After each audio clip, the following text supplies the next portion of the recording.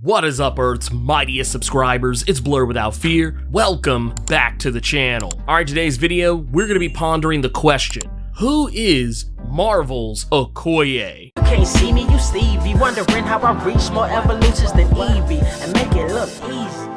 OKOYE first appeared in Black Panther Volume 3 number 1 in 1998 and was created by Christopher Priest and Mark Texeira. OKOYE is one of the original members of the Dora Milaje, the warrior women charged with protecting T'Challa, the Black Panther, and King of Wakanda. It's largely believed, like many other Dora, she was chosen from another tribe within the kingdom at a younger age and trained to be a part of the warrior elites. Monica Lynn, a former Black Panther love interest, has been quoted as recognizing OKOYE from when she was a teenager, but in truth, OKOYE has been trained as a Dora since she was a much younger child, probably as early as 6, 7, maybe even as late as 8 years old. I've talked about this process before in a previous video for the character Nakia, so I won't rehash it here, but just know the Dora Milaje were originally intended as wives in training for the King of Wakanda, and T'Challa, though he never actually wanted to take any of them as wives, he was the one who reinstated the program after that tradition had long since been abandoned, but that was the original purpose of the Dora before T'Challa became king.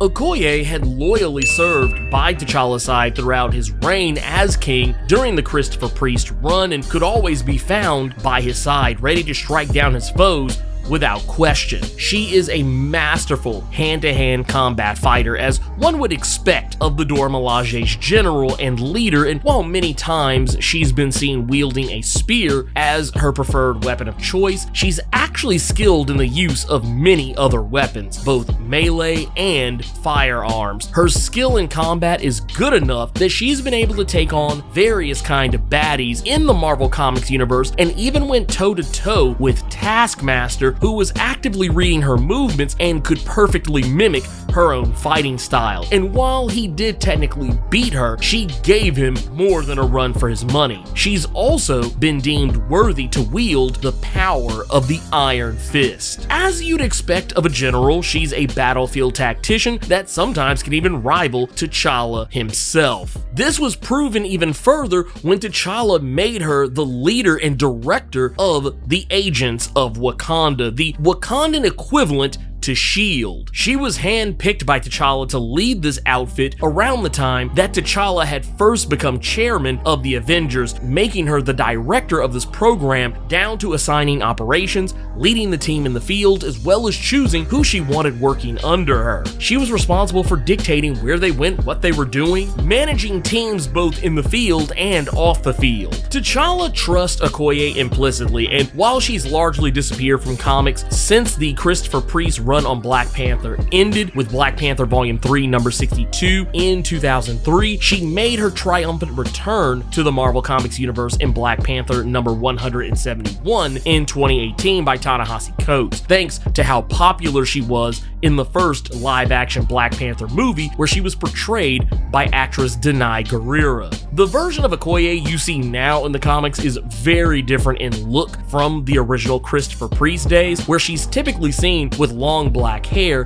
and dressed as if she's about to hit the club after she found out her man was cheating on her. The OKOYE we have now in Marvel Comics, while still the same character as she was originally, she is far more like the MCU version of the character than anything else. And though she has a long history in comics, she was little more than a glorified bodyguard and chauffeur through most of her time as a Dora. She got very little in the way of character development up until her 2018 resurgence, and now that she is back in comics, we see a lot more of her, with OKOYE popping up across various Marvel comics, and not just Black Panther comics, but she's appeared in Thor comics, she's also appeared in Iron Fist, Taskmaster, Ironheart, and various other series that you wouldn't normally associate a Wakandan character with. And not only that, her face regularly would pop up during recent events like War of the Realms and Empire. OKOYE's stock has very visibly risen over the course of the last few years, and while she's still not exactly where I feel she needs to be as a character, considering how important she is to the Black Panther mythos, I feel like we're getting closer to that point, especially with how popular she is in the MCU. That said, let's get into some recommended reading. I'm going to recommend that you check out her first appearance in Black Panther Volume 3, Number 1, just to get an idea of where she started, and then from there, I would actually say skip the entire Priest run if you're looking for OKOYE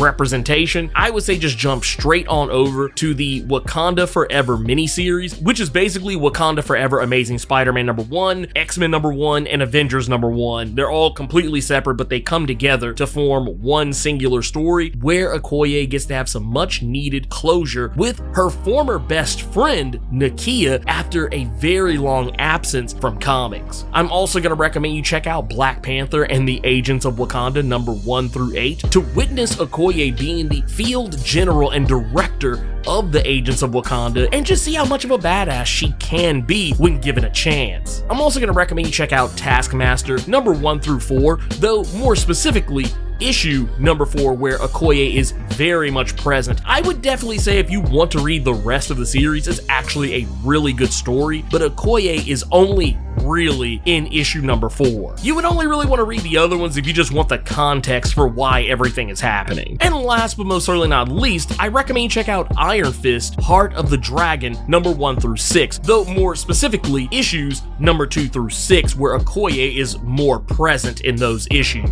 Now, don't get me wrong, this story is largely about Danny Rand, but for a story that's titled Iron Fist, OKOYE gets a lot of panel time in those 5 out of the 6 issues that she appears in. It's a good story, puts a lot of respect on OKOYE's name, and shows what she can do when she stepped out of the shadow of Wakanda and is around other heroes who have nothing to do with Wakanda, but she's also not working for the Black Panther in this capacity. And I think she really shines here, not to mention it's a Larry Hama written Iron Fist story, so what is there not to love? I love the character of OKOYE, and while I'm sad that she just kind of disappeared from comics unceremoniously, I'm glad that she did appear in that Black Panther movie because it gave us a much better OKOYE in the comics. And much like if you've seen my video for the character M'Baku, you've probably already heard me talk about how M'Baku is one of the few instances in comic book history where a comic book adaptation did a better job of portraying a character than the original source material, and I feel like OKOYE is yet another example of that. It's the Kano effect all over again. And for those that don't know what I'm talking about, go check out my video for Blerd. I actually talk a little bit more about it in that, but just know it's, once again, it's one of those instances where the adaptation outdid the original source. But anyways, if you want to know more about other characters from the Wakanda side of Marvel Comics, check out these videos here, and in the meantime, let me know what you think about the character of OKOYE. Keep it plus ultra, and sound off in the comments.